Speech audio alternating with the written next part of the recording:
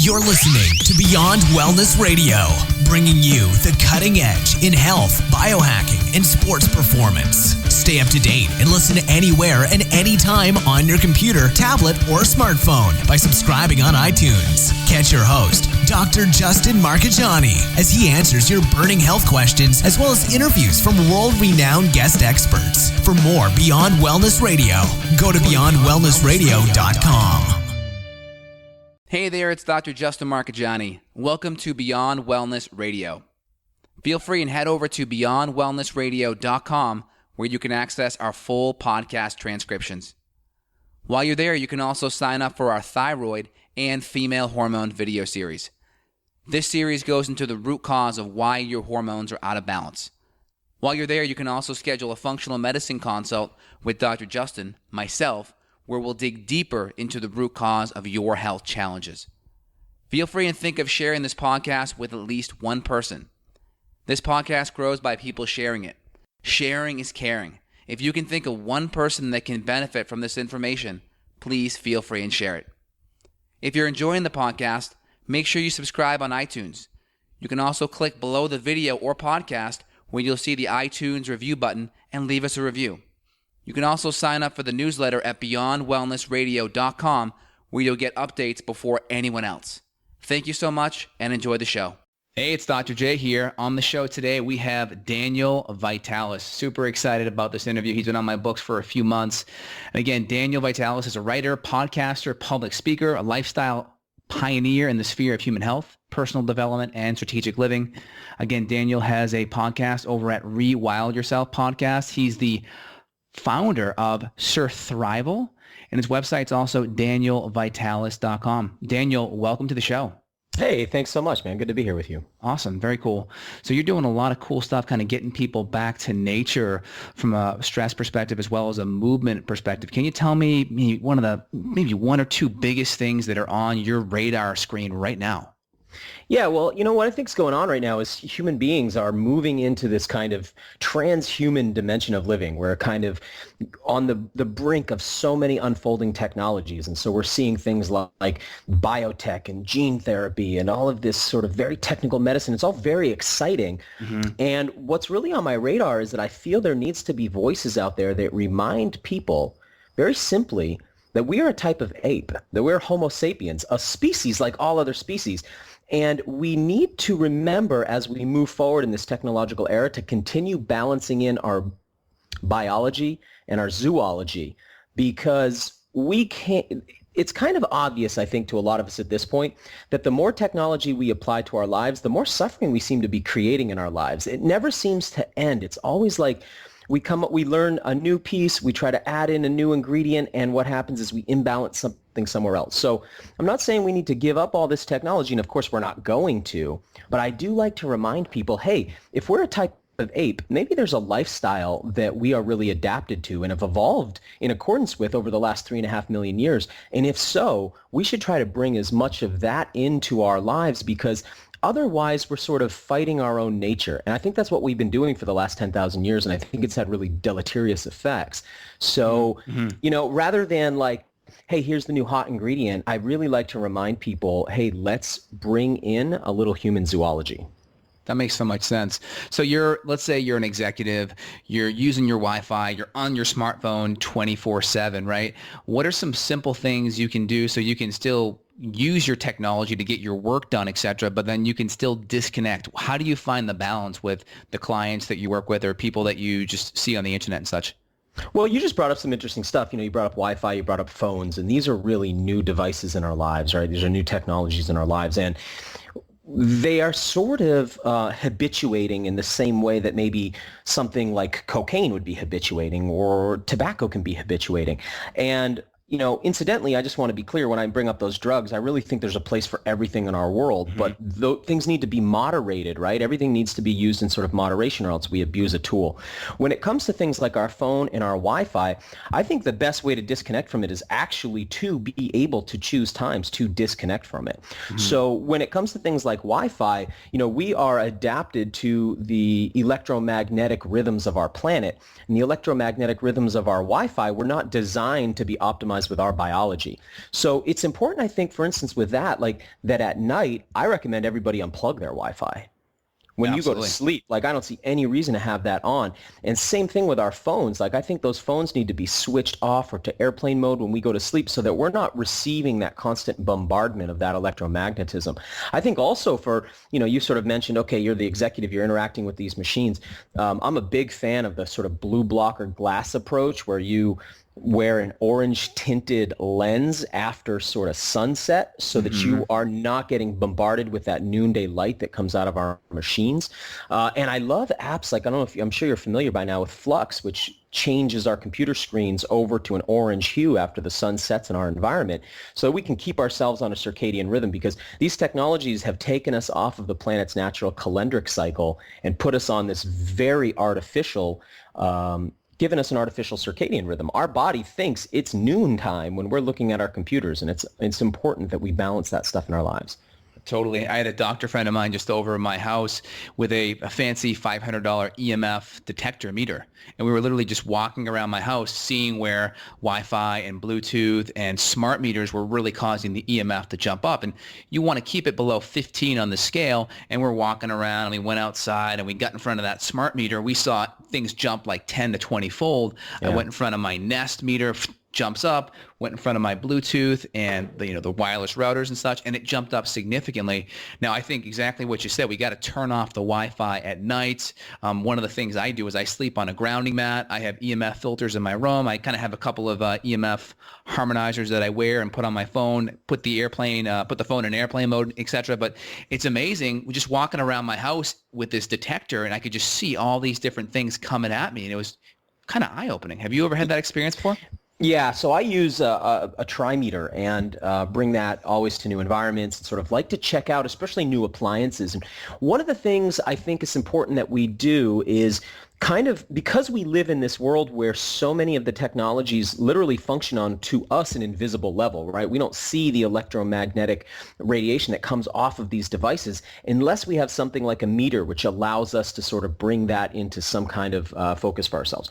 But I think it's important that we almost kind of give ourselves like an X-ray vision. Like imagine that you can see, once you've tested that, when I look at my Wi-Fi router, for instance, I can imagine that pulse of energy that comes off of it, and I can imagine where my meter starts to pick it up, so I can see sort of how big that field is. I can see that on my blender. I can see that on a ceiling fan. I think it's important that we imagine our devices as producing not just that invisible light, but a visible light, and we start to think about our proximity to them, especially throughout the day. And, for me at home, I do have a Wi-Fi router, but I rarely use it actually.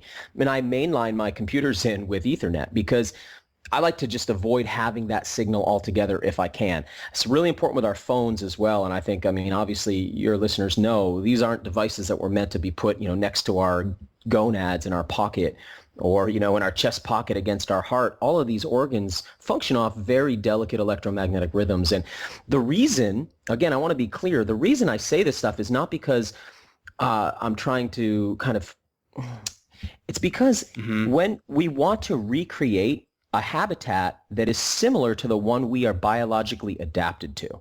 Right. And we are biologically adapted to the natural rhythms of the earth. So we want to try to maintain as much of that in our lives because we can't in one generation biologically catch up to all these new technologies in our environment. Right. So it's really important that we try to harmonize our environment with nature as much as we can. And that's not just on the electromagnetic level, that's on the atmospheric level, that's on the nutritional level, that's on the hydrological level. We want to make sure everything that we're putting into our bodies and bringing into our homes is compatible with our biology. And if we're not doing that, all the kind of latest, fanciest health trends aren't really going to help us if we're fundamentally battling our biology at the basic level in our own homes. That totally makes sense. Now, regarding an EMF meter, do you have one that you recommend? I like to use what's called a trimeter. It's fairly inexpensive. It has a really long battery life. You can pick one of these up on Amazon, and it allows you to see things electrically and magnetically, and also in the microwave frequency range as well, which is really helpful. So you can kind of switch from setting to setting, and it allows you to see some devices only show up in the magnetic range, some only show up in the electrical range, some only show up in the microwave range. So it helps us to see everything from our phones to our Wi-Fi routers to, big electromagnets that are in fans and other kind of whirling, spinning devices and such. Is that the Tri-Field 100XC? Is that the one you're referring to? That's the one. Okay, it's about 119 on Amazon. The one I've been using is the HF35C. It's about 300. It was $500 last year. That's the one I use. But that's cool. Just give the listeners some options to check things out with. And then regarding outside of unplugging routers, do you recommend things like grounding mats? Do you recommend EMF harmonizers? Do you recommend EMF filters? Are those part of some things that you'd recommend to people who are exposed to these kind of technologies too? Well, I think that it's important that we stay really sane and balanced with our approach in this. And here's what I mean by that. I have seen, and I'm sure you've seen, so many stickers and gadgets and widgets that have come out that make all these claims about how they balance EMFs or block EMFs. Right. I see constantly people go, oh, I put this device on my phone, it blocks the EMFs. And I go, if it blocked EMFs, you wouldn't get a phone call on this phone. Exactly. Right? Well, let's take out the meter and see what it's doing. Whether they harmonize it at some subtle level or not, I don't know, but I haven't seen any real data on that kind of thing that really convinces me that any of that's legit. That said, there are things that legitimately block it. For instance, like a silver mesh will block EMF, right? So if we took a silver mesh and we wrap it around our phone won't receive calls. That's truly blocking it. So there are things like that that I like to bring into play.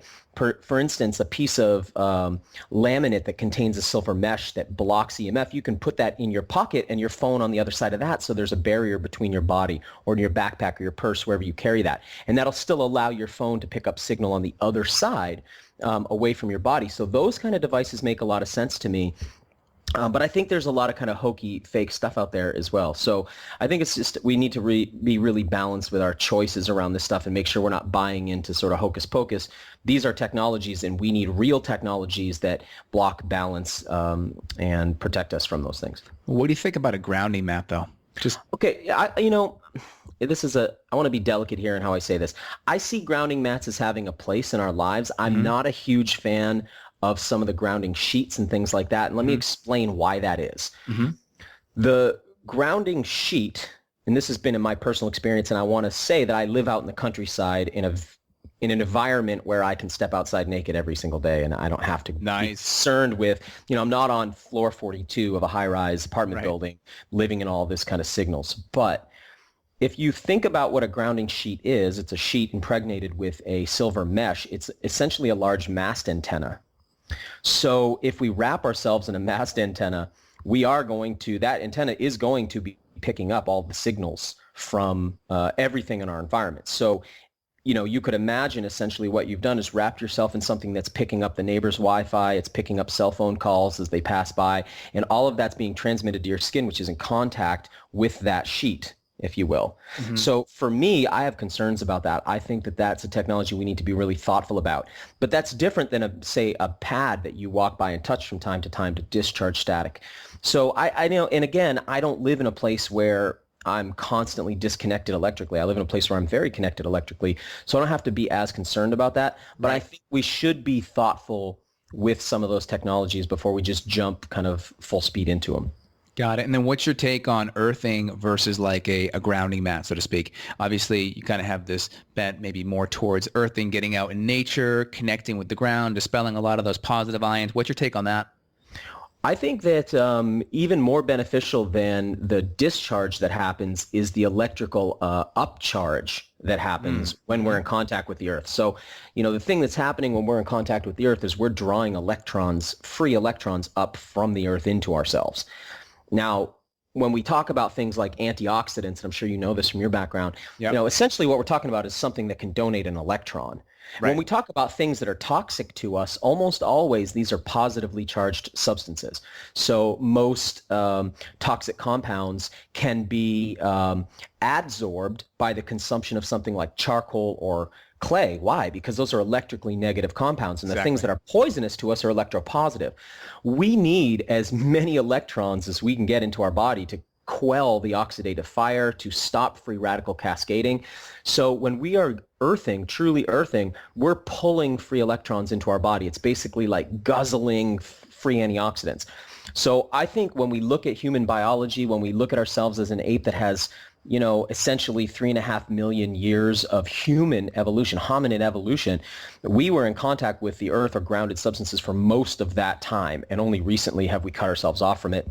It's not just that we build up charge, it's that we are unplugged. Now, you see, like if you've got an iPhone, you see what happens after a day of using that phone and not plugging it in. It's like the battery dwindles down. And I think there's sort of something similar going on with us. Being barefoot on the earth is kind of like plugging yourself in to an electrical outlet and recharging yourself, as you will. But in this case, recharging yourself, well, I guess it's very similar. You're recharging yourself with electricity in the form of these free electrons. Got it. That makes sense. So just to be clear to all the listeners that are trying to wrap their head around what we're saying, oxidation essentially is a loss of electrons, and stress and all these things that are happening, they're pulling away electrons from us, and antioxidants, they're helping to quench the loss of electrons. So when you're grounding or you're earthing, you're getting a whole bunch of electrons back into your body. Is that the whole idea? You're kind of giving yourself extra electrons so you're not losing them? Yeah, and if you think about it, what's the process of living consumes electricity or electrons, right? It consumes electrons. And so we need to be recharged with electrons. Now, I like to sort of imagine, here's how I imagine in my sort of very simplistic rewilding approach to how I see the world. I imagine ourselves as being beings who consume the four elements: earth, water, air, and fire. What I mean is we consume earth as food, water as the water we drink, air as the air we breathe, and fire as the sunlight we absorb from the sun. Now, we need food that's fresh. And when I say fresh, I mean electron rich. Fresh food is full of electrons, right? When we preserve food, we lose electrons. When we eat fresh food, it's electron rich. When we drink fresh, moving, living water from, let's say, a spring or a good well, there's electrons in that water. And we lose that when water becomes still and stagnant. When we breathe fresh air, it has ions in it, electrons. So we get ions. So we get free electrons from earth, water, and air in our natural environment. And then we are charged by the sun, right? By the power of photonic energy. So we need that. And the challenge with our modern environment is that the food is dead and loses its electrical charge. Our water is dead and been laden with lots of sort of halide chemicals. We breathe air that's been through kind of recyclers. In other words, it's processed air. Right. And rather than getting fresh, real sunlight, photonic energy in its full spectrum from the sun, we've been living under really artificial light. So we've created something not dissimilar to a space station for ourselves. And the challenge is we've become like aliens to our own planetary landscape. And that's causing our health to suffer. And we run around going, oh my God, what's the cause of cancer and heart disease and diabetes and arthritis and all these things? And it's like, it's kind of obvious. Yeah. We're not living really on our planet anymore. We're living in a little virtual world we've created around our planet. Right. We didn't stop and think about making that harmonious with our biology. Right. More negative charges, less positive charges. And again, all the things that you talked about, getting these electrons, and these are all negative charge compounds, right? Yeah, exactly. And, it's funny because the wording almost, sounds backwards. Right? I know, it sounds backwards, right? It sounds backwards if you don't understand the electrical meaning of it. But once you do, I think of negativity almost like, and positive like male and negative like female. And I think of that female energy, that negative energy as like nurturing to us, right? Positive energy is more like the fire of oxidation, and negative energy is like that soothing, calming, nurturing feminine energy that comes in the form of those electrons. So yeah, we want to be finding those electrons in our food, in our water, and in our air. And if we don't have those present, we can kind of recreate some of that, right? We can find, like, we obviously don't get to eat out in our natural environment very much, but we can find fresh food at our farmers market, real fresh food from our local food shed. I have a website called findaspring.com, which directs people to springs in their area where they can go get living water from the earth for free. Wow. That they can gather and drink. And that is electron-rich, gaseous-rich water that's very different from the fluorinated, chloridated H2O that people are drinking. This is a rather lifeless water that most people are drinking. And we can bring, negative ions into our air at home by using good quality ionizers and by cleaning up our local atmosphere. So we can start to recreate healthy habitat in our personal lives. And I think that's a goal that the health world really needs to embrace, is the idea of, hey, if we're going to live in this artificial world, it should be more of a zoo and less of a factory farm. Great. Right? We're living in like a factory farm, and in factory farms, you don't care about the health of the animal long term because you're just going to kill it early anyway. In a zoo, you try to keep an animal as healthy as possible and recreate its natural habitat as much as you can. I think we can make this world a bit more like a zoo and a bit less like a factory farm for humans. And each one of us has to take responsibility for our own zoo habitat, our own personal habitat, or our homes and offices is another way to say that. Got it. So getting out in nature is a big one. Let's kind of bring in the diet piece. You kind of talked about the caveman, ape, and there's a lot of different biases in these topics. There's some people that say, hey, we evolved as vegetarians, etc. And there's some that talk about how animal products, collagen, colostrum, a lot of the bone marrows, some of the animal proteins, the omega-3 fats, these were really important to growing our brain, growing our frontal cortex, which helped us evolve into humans. Can you give us a perspective on the nutrition part of our evolution? Sure, I'd love to. I'll give you my perspective. And, I spent many, many years chasing that dragon around, trying to figure that out. And it never occurred to me till just, 5 or 6 years ago, it really clicked. We already know the perfect human diet. We are acting like we don't because to look at what the truth of this is causes us to look at some things we're really shy about looking at.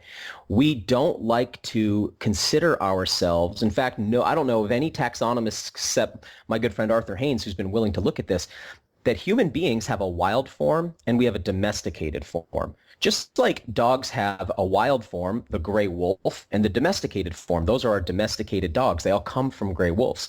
We all come from hunter-gatherers. We don't come from just hunters, and we don't come from just gatherers. We come from hunter-gatherers, omnivores. Mm-hmm. Yep. And we know that that's been our diet going back those 3.5 million years. We eat just about anything in our natural environment that can be rendered edible, be it plant, animal, fungi, or microbiota. So it's not just should we eat plants, should we eat animals? We also need fungus.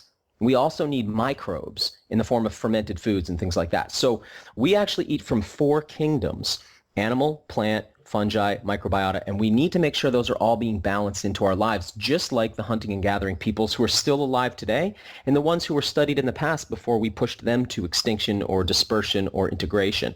We know the natural human diet because we know what hunter-gatherers eat. Now, their diets vary around the world based on their location, and that's as it should be, but to act as if we don't know, like what the ideal diet is, or to make up diets, which is what we've been doing for a long time. We just keep making up diets. And they come in and out of fashion, and it's important for people to understand that it's very wise to step back and observe the dietary trend and avoid the fashion stuff. So it's like it's in fashion right now to eat a high-fat diet and a low-carb diet and to have lots of protein. But I remember when it was in fashion to have low fat and high carb. I remember when it was in fashion to have high protein. It keeps changing, right? They keep rearranging it's fashion. So step back from that and look at what hunter-gatherers ate and be careful of I think there's a lot of value in some of these modern trends like the paleo movement and the raw food movement. There's value there, but I think that we need to be careful not to develop diets based on caricatures of human beings. In other words, modern paleo is based on the caveman Flintstone caricature of human beings, and we never lived like that. That's ridiculous. We didn't grow up on Bronto burgers. We need to look at real hunter-gatherers in their natural environment and determine what they eat.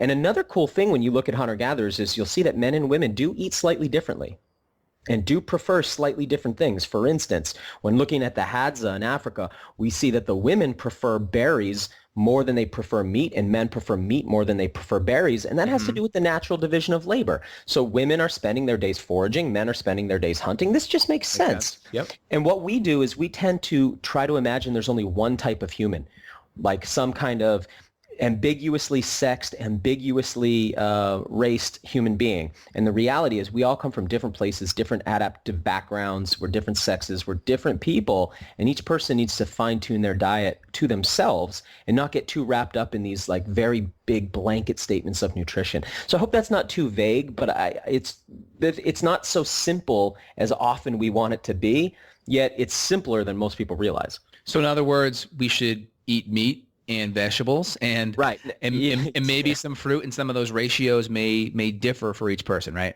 It's kind of yeah, it is. And then I'll add one piece to that, which is that it's important with animal foods that animal eats what it was developed around eating. So It's interesting that if we take a cow and we feed it grass, its body fat will be very healthy for us. It'll be rich in omega-3.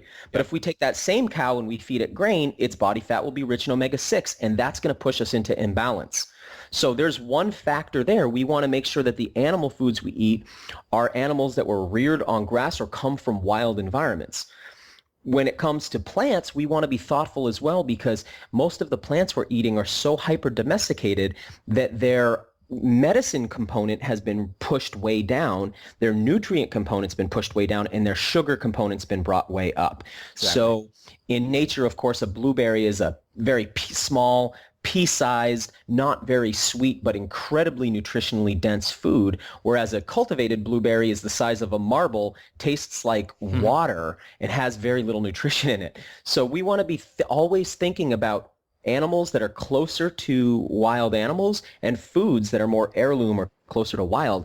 That's going to really help us clean up that glycemic issue, and it's going to help us get more vitamins, more minerals, and more phytonutrients. That's why I always say, think of nutrition as a spectrum from you buy your food at Walmart to you're actually hunting and gathering everything. No one's going to really do that, but let's imagine that's the other extreme. We want to always be moving toward that, even if that we never get there. So maybe at first you go from Walmart food to, better supermarket food. From there, you go to completely organic food. From organic, you go toward that farmer's market food and start looking at heirloom stuff. From there, you start developing relationships with people in your food shed. And if you're real bold and adventurous, start going towards some herbalism, which puts wild foods back in your diet, towards some foraging and gathering, even if it's in your own backyard. And that always moves us in the direction of much, much better food. So I think it's about always having a locus of focus and moving toward that. So tell me, what did you eat today? Or let's go through yesterday. What's your day like? What's breakfast, lunch, and dinner look like for you? I like drinks in the morning, so I'm not huge about eating a big breakfast.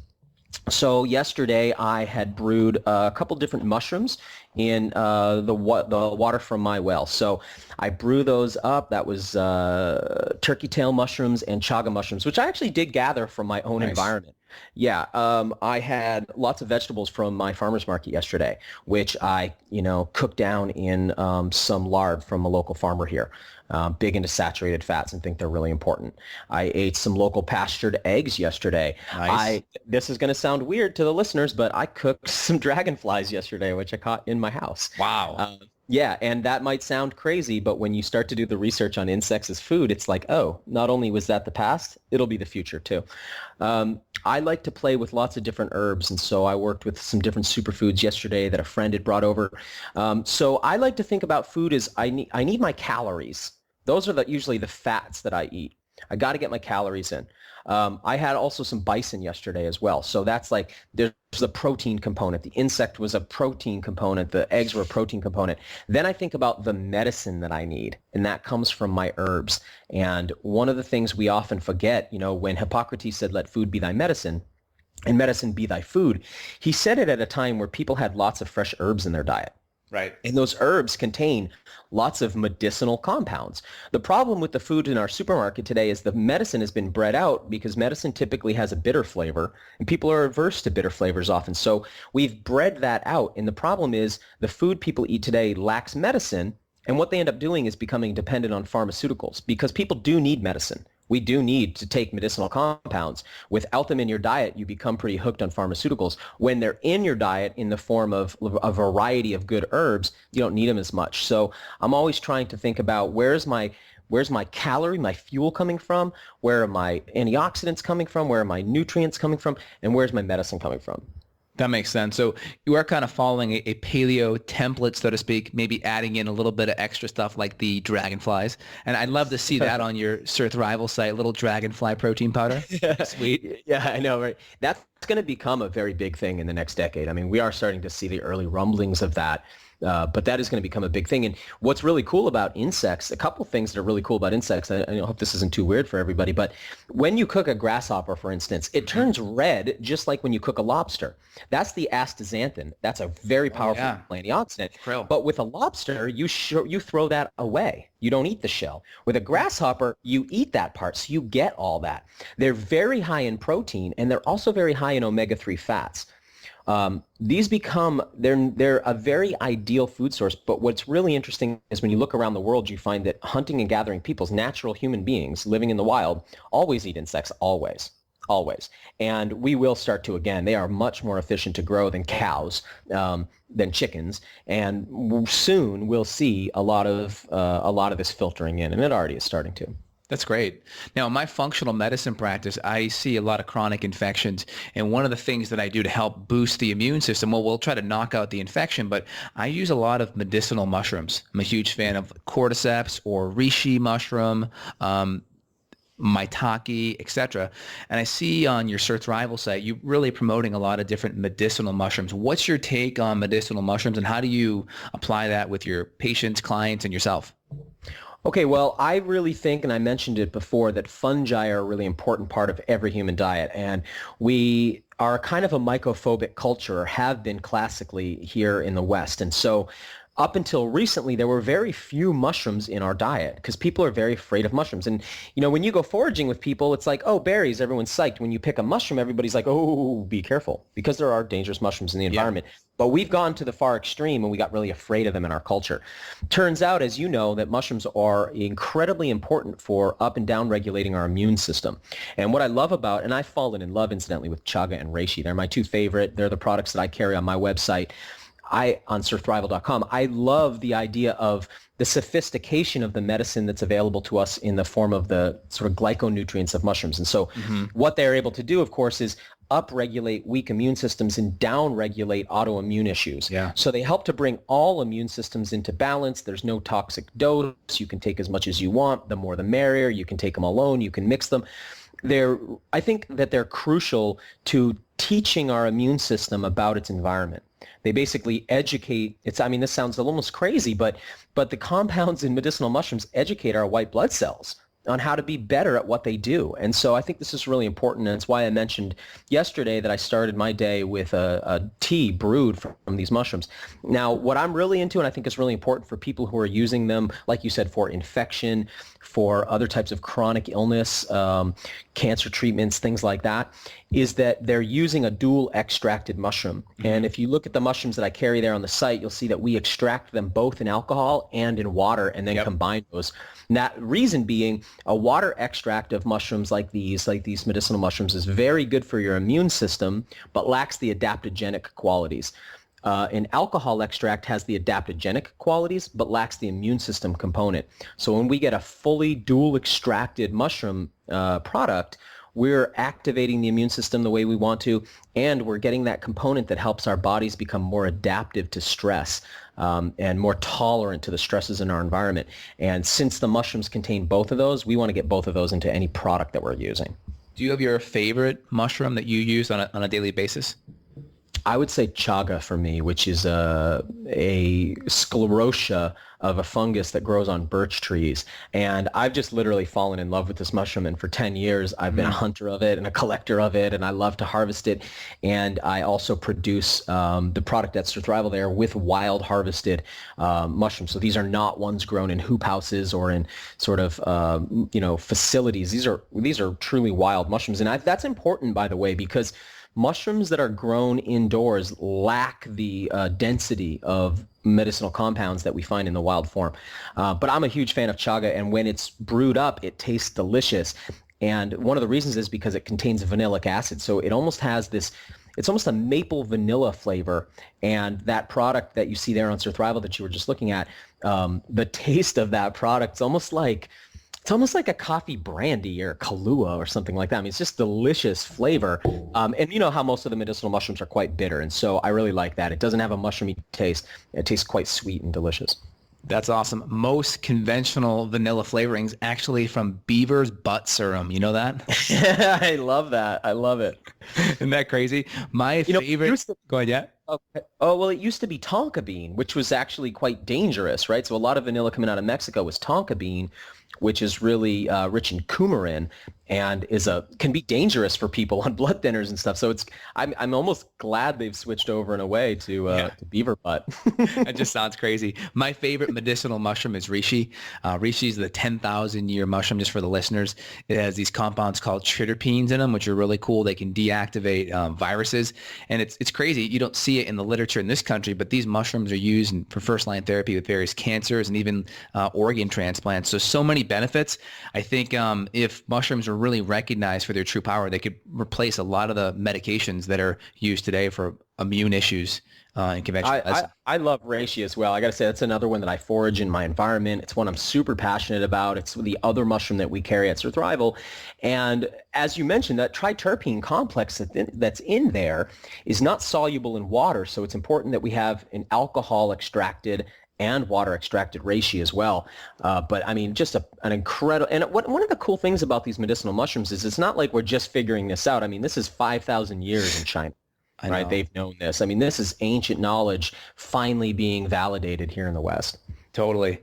And I know on your site, you're a big fan of colostrum. Can you talk a little bit more about colostrum and its benefits? Yeah, sure. Well, colostrum is amazing. I mean, this is something that's been looked at in over 5,000 studies. It is the first product that comes from the mammary gland of all mammals after they give birth. So before milk is produced, this is not a milk product. In fact, technically not really a dairy product, but the first product that comes through the breast from when a mammal breastfeeds its new young is colostrum. And this is how I like to imagine it. It's like when you're born, you're a blank hard drive. Your immune system is sort of kind of blank. And colostrum uploads the mother's immune system to you. It formats your disk, if you will. So when a human is born, now here's the thing about humans. We get a lot of immunity from our mother's umbilical cord, or from our umbilical cord from our mother. So she passes a lot of antibodies to us in that way. But colostrum sort of tops off our immune system. Now, if we were never breastfed, or if there was a delay in breastfeeding in the hospital, we likely didn't even ever get any colostrum, and that's why many people have such poor immune systems. Is one factor. Now, with cows, the thing about cows is they pass nearly their entire immune system on through colostrum. So colostrum is super crucial for a calf. If a calf is born and doesn't get colostrum, it's not really going to be a viable animal for the farmer there who's raising that cow. So the colostrum is really crucial. But we've been breeding cows for 8,000 years, and they overproduce milk and they overproduce colostrum, and that's due to the way we bred them. So there's extra colostrum available from cows. So what we do is we harvest that colostrum in the first 6 hours, and 6-hour colostrum from cows contains all of the antibodies and a substance called transfer factor. And through some kind of really not well understood magic, essentially what happens is transfer factor transfers antibody immunity onto the drinker. And because we're both mammals, it works in us too. So there are studies on PubMed, for instance, that show drinking colostrum is 3 times more effective against flu than any vaccine. And that's really cool to me because we're talking about viral immunity here that can be passed on from drinking colostrum. But the other thing is colostrum contains all known mammalian growth factors. So it really helps with body regeneration for not just for athletes and bodybuilders who love it, but for anybody who's trying to regenerate tissue in their body. So it's really effective for that. And then one of the things I love about colostrum is that it's a supreme gut healer. And most of us need some regeneration to the lining of our gut. Very helpful for people with Crohn's and irritable bowel and all, the whole suite of intestinal disorders that are really common today.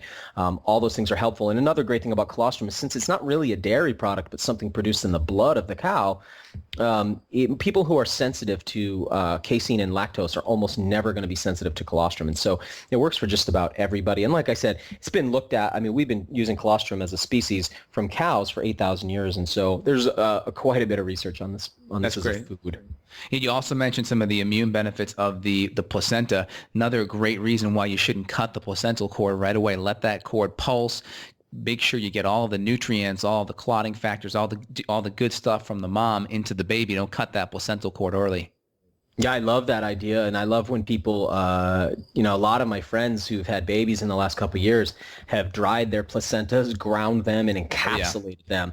And I just think this is a really important, again, it comes down to looking at what we did in nature and understanding that changing what we did in nature means changing something we've done for 3.5 million years, and that can be a really risky thing to do because we've consumed, women have consumed their placentas as far back as we know, and the sudden change in that means a change in I think one of the big factors is a change in the amount of progesterone that a woman ends up with in her body, because it's all in her placenta. Really important that women have babies in a way that's sort of in accordance with our biology. Totally agree. All my patients, I recommend them having their placenta encapsulated. I've seen it made a huge difference on patients who had, the first two kids and had a lot of not PTSD, postpartum issues, Right. depression and such, and they do the placenta, and it's amazing that it's gone. And they just tell me it was the best, post-pregnancy period ever. Yeah, that's what I always experience with people too. Very cool. Now, what's your take on water filtration? Because you're drinking water from, your local well. Are you worried about fracking or underground GMOs or runoff pesticides getting into your well and contaminating it? How do you ensure that you're drinking clean water, even though it's from a well? Right. Okay. So I want to just say that water is not the thing we always think it is, right? Mm-hmm. When we talk about water, we're not talking about H2O. And that's a really important thing for people to understand. H2O is a refined chemical that doesn't really exist in nature. Mm-hmm. H2O is a non-conductive substance. H2O does not conduct electricity. I mean, if we were, we think of water as like the conductor, right? Never get in the bathtub with an electrical device. You'll electrocute yourself. That's true. That's water. H2O, distilled water, doesn't really exist in nature because water is a solvent and it always draws things into itself, gases, minerals, things like that. Now, one of the challenges is we got taught about H2O and not about water, and we just assumed that it's all the same stuff. Well, the reality is distilled water, hyperfiltrated water, water that's been through reverse osmosis, which is a mechanical distillation, is water that's stripped down to almost pure H2O. It's non-conductive. It lacks gases. It lacks the microbes that should naturally be in water. It lacks the mineralogy of water. And so what we end up doing is drinking a kind of dead water. And I think we're going to start to see a lot of emerging science on this in the coming years. And people like Gerald Pollack are doing a lot of really interesting work on this. But that said, I think the healthiest water for us is whole water in the same way that the healthiest food for us is whole food. Now, people understand when you say, hey, whole food versus processed food, everybody gets that. There was a time when those were new terms and nobody knew what that meant yet. In the same way, there's whole water and there's processed water, and people don't yet get that, but people are starting to.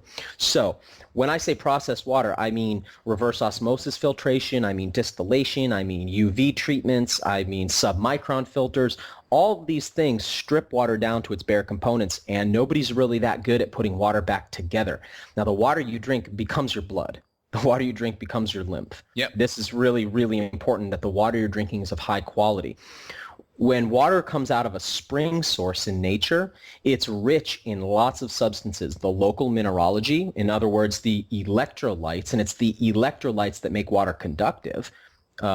These are charged particles, charged minerals. There are gases like carbonic acid, which has been dissolved into that water. That's really important for water to have a hydrating and flavorful component to it, right? So it doesn't feel dead or dry in your mouth. It feels wetter, if you will.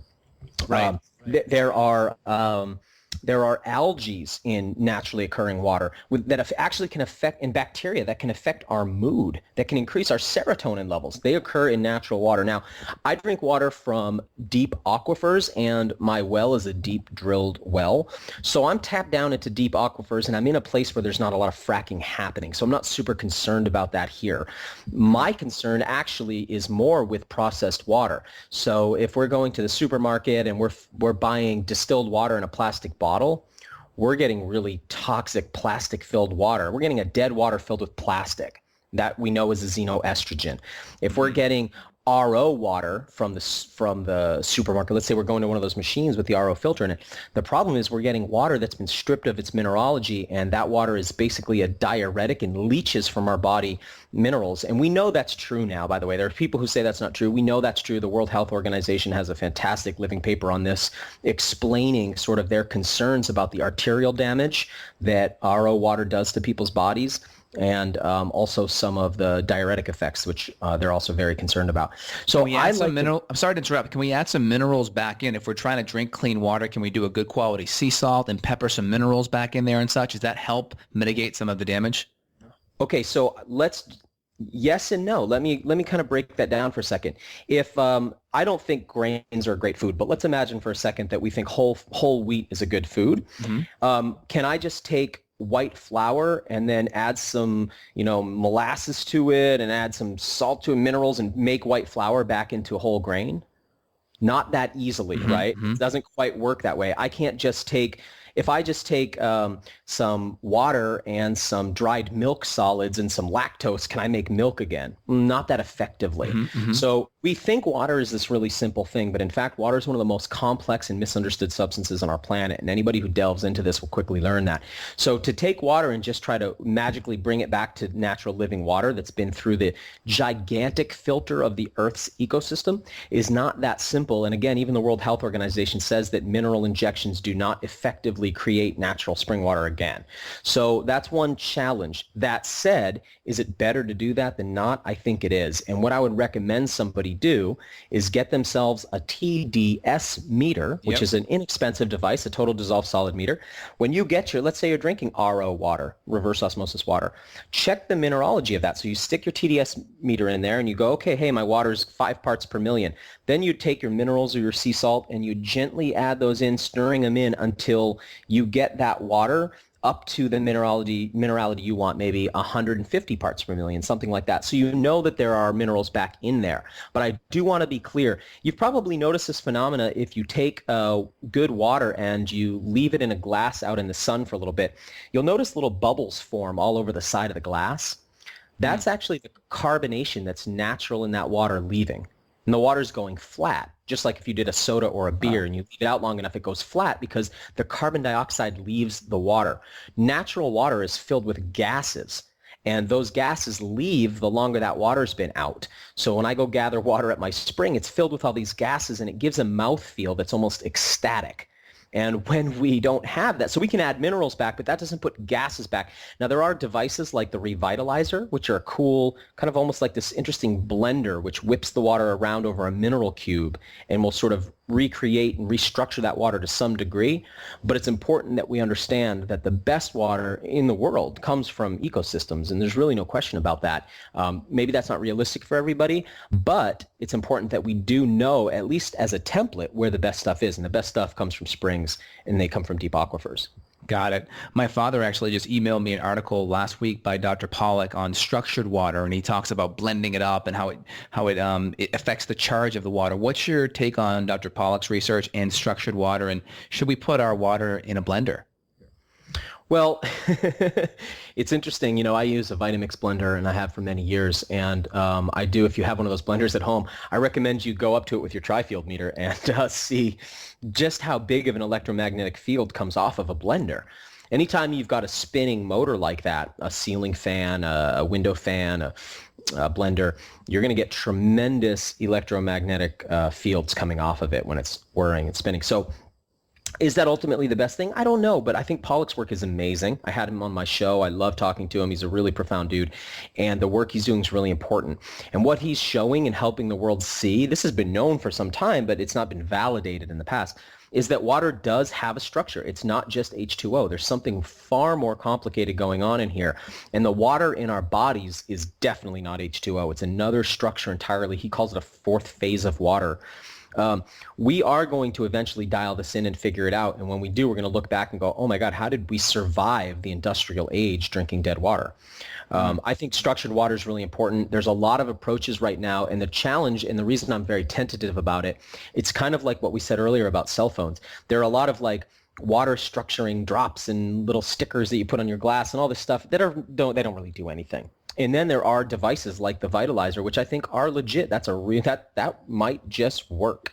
That said, my personal approach is I go to springs, and so I'm not an expert on sort of remedying water. I'm more of an expert on where the best water is, and that's why I created findaspring.com, and that's why I've sent so many thousands of people out to natural springs. And I'm talking about springs you can drive your car up to, get out with your bottles, fill them up, bring them home.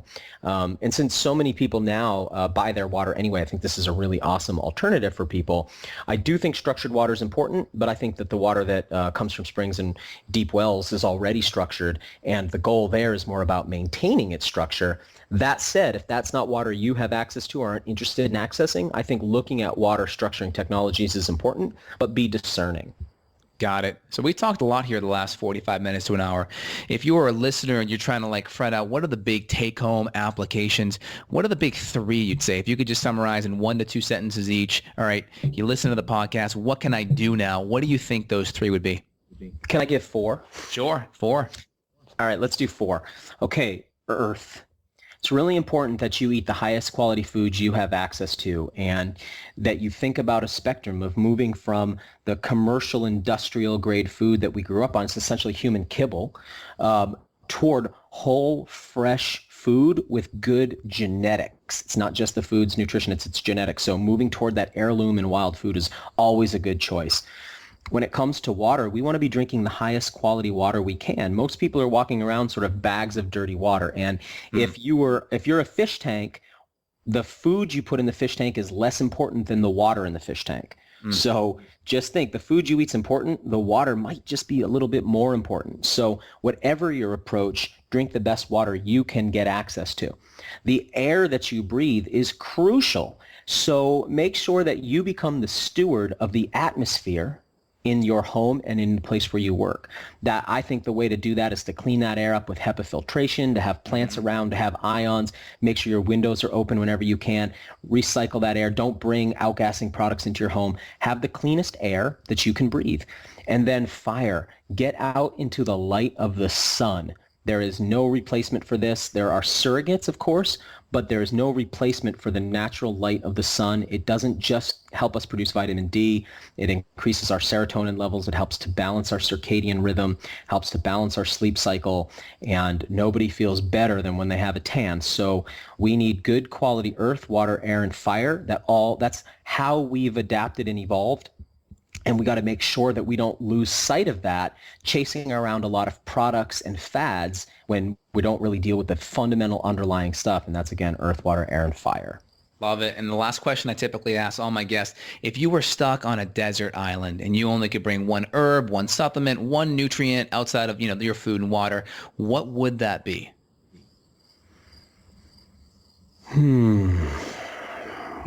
I think it would be elk antler extract. If I could only bring one, because on that island, I think I could find most of what I want, I would bring the extract of elk antler, like the one that I carry on my website. I mean, I just think this is an incredible natural steroidal substance which youthens and strengthens and rebuilds the body. And that's kind of thing is not that easy to find in nature compared to, the kind of herbal medicines and nutrients that we're usually looking for. And elk antler, the whole goal is to increase IGF-1 and growth hormone, right? Right. It's actually an entire suite of growth hormones. It's 6 different types of collagen. It's a blood builder. It's stem cells. It's basically doing to you what it does to an elk, which makes new tissue grow incredibly rapidly. And you can only find that on the elk antler. You could find that on the growing antlers of any cervid. So it could be deer, it could be moose, it could be caribou, any of the animals that produce antlers. I like to work with elk in the United States, and that's why I say elk antler, and that's what my product is. But most desert islands don't have a cervid on them, and that's why I would choose that. Very cool. Very cool. And everyone listening here, they can find Daniel Vitalis' work over at Sir Thrival, where he talked about some of the couple of products that he likes and recommends. His podcast, the Wild On, or what was the podcast? It's Rewild Yourself podcast. Rewild Yourself. And are there any other places that our listeners can find you, Daniel? Sure. Go over to danielvitalis.com. There you'll find my blog. You'll find my free online magazine, Rewild Yourself. You'll find my podcast and, of course, links to everything that I do. Daniel, it's great chatting with you. Hey, thanks for having me on today. Thank you. Got a question for Dr. J? Go to beyondwellnessradio.com and click the questions button. Then tune in to hear the answer. Also, if you like the show, click below to review us on iTunes. For more Beyond Wellness Radio, go to beyondwellnessradio.com.